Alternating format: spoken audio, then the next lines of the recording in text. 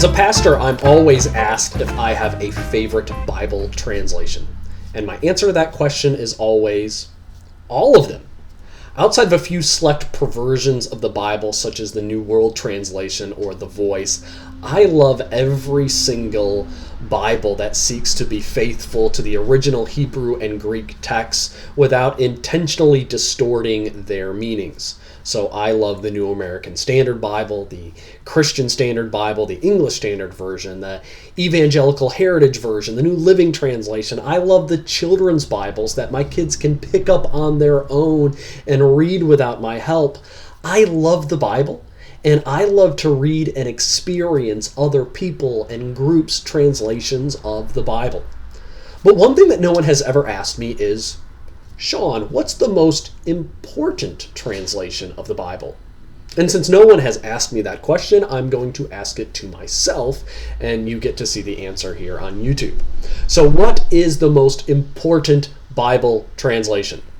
Well, obviously, based on the title of the video, the most important Bible translation, in my view, is the New King James Version. My reasoning is rather simple. All the other Bible translations produced since the beginning of the 20th century have one thing in common. And the one thing that makes the New King James Version stand out is what makes it the most important.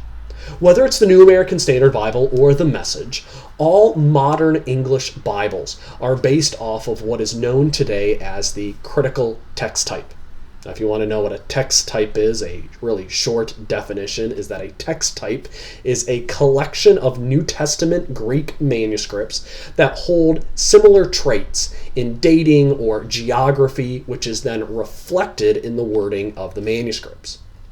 Now, the critical text type is based off of a smaller number of early Greek manuscripts that primarily come from Alexandria and that region. So it's also called the Alexandrian text type.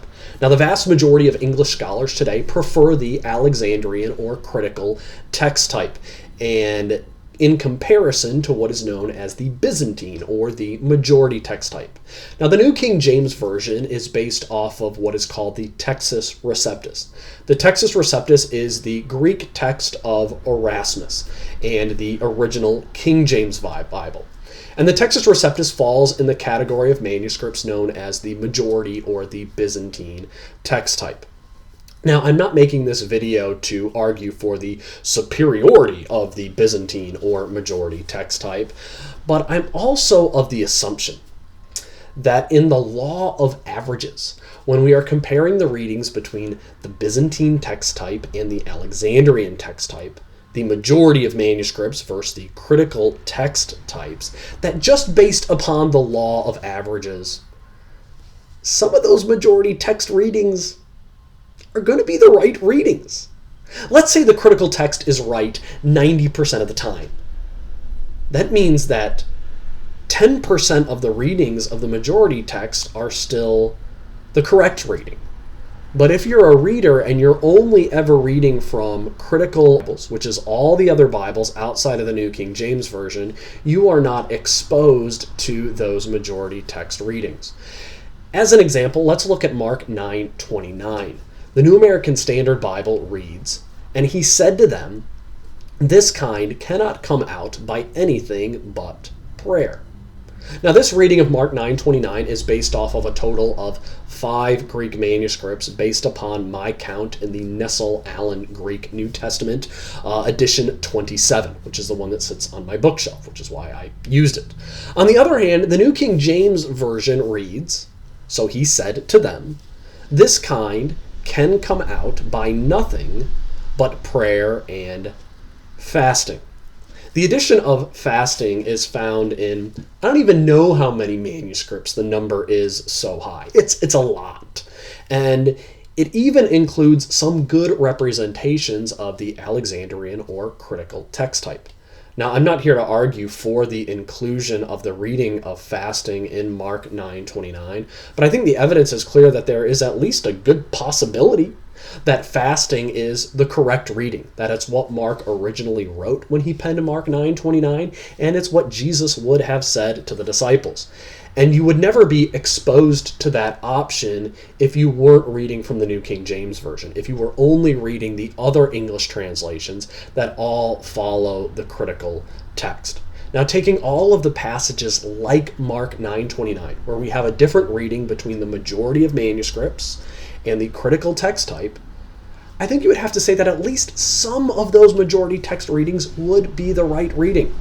And this is why the New King James Version is the most important Bible translation, because it is the only representative of, at times, hundreds of manuscripts in comparison to the smaller few that are used by the other Bible translations.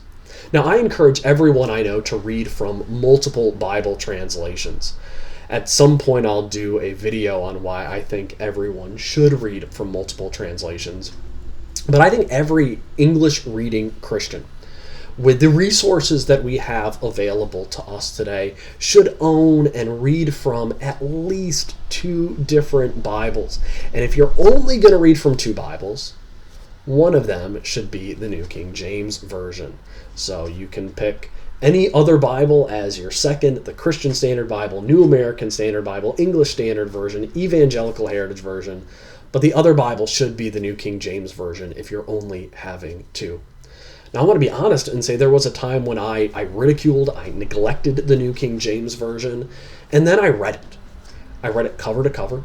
I read it a couple of times, and then I started to refer to it and examine it every time I preached from the Bible and did a Bible class. And I gotta say, it's not a perfect translation. I don't agree with it 100% of the time, but I agreed with it a lot more than I expected to. And the fact that it is the representative of the majority of manuscripts, I think that makes it the most important. So if you don't own a New King James Version, I'd encourage you to get one.